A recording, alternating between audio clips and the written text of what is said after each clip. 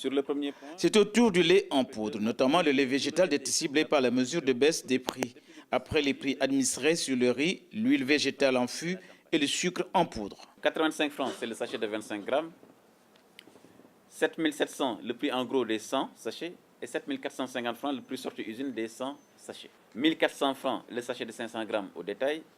26 800, le carton de 20 sachets de 500 grammes, prix au gros. Et 26 500, sorti usine, le sac de 20 sachets de 500 grammes. Sur le kilogramme en vrac, nous sommes passés de 3 000 à 2 750, donc soit une baisse de 250 francs sur le kilogramme en vrac.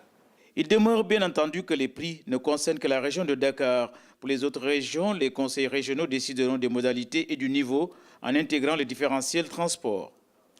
En cette période de forte consommation des produits laitiers, cette décision prise par le gouvernement après concertation avec les industriels et sur proposition du comité de suivi des prix a été saluée par les membres du Conseil national de la consommation.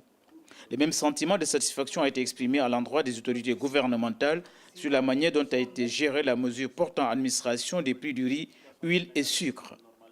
Par ailleurs, les associations de consommateurs inquiètes de la flambée du prix de l'oignon local ont interpellé les ministres sur cette situation à un peu plus d'une semaine de la Korité. Les éléments que nous avons aujourd'hui nous autorisent à penser que dans les jours qui viennent, le prix de l'oignon va baisser. Nous avons mis en place un dispositif depuis quelques jours pour approvisionner le marché correctement en oignons. Et c'est pourquoi je lance encore un appel pour ceux qui détiennent de l'oignon dans les sites de production, de les mettre sur le marché.